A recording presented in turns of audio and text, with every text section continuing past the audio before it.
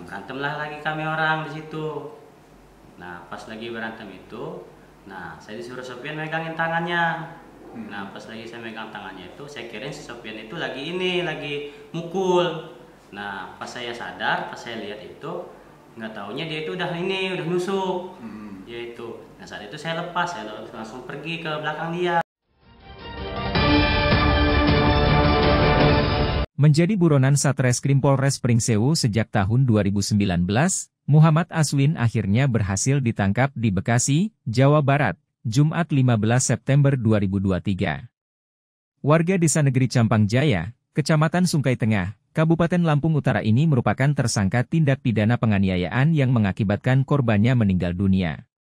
Kasat Reskrim Polres Pringsewu Ibtu Maulana Rahmat Al-Haki mengaku, pihaknya sempat mengalami kesulitan saat melacak keberadaan tersangka yang sering berpindah-pindah tempat.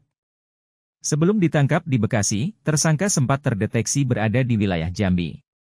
Namun saat akan disergap sudah berpindah tempat. Kita telah berhasil mengamankan tersangka MA ini. Kita berhasil mengamankan di daerah Bekasi, Jabodetabek. Pelaku merupakan DPO 4 tahun lalu, kejadian tepatnya pada tahun 2019.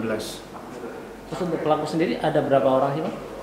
Pelaku ada 2 orang, yang satu sudah kita amankan, yang satu sedang dalam pengejaran karena pelaku sudah kita ketahui identitasnya.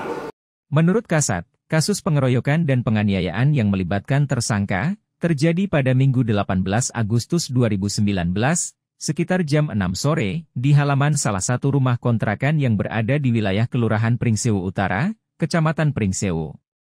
Dalam kejadian tersebut, tersangka bersama temannya SF yang menjadi DPO, secara bersama-sama menganiaya korban yang bernama Yadie, dengan cara memukul dan menusuk dengan menggunakan sebilah pisau.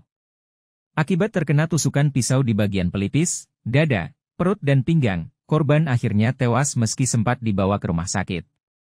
Motif tersangka membunuh karena kesal dengan korban yang sering menggunakan sepeda motor dengan suara nyaring, sehingga mengganggu anaknya yang masih bayi.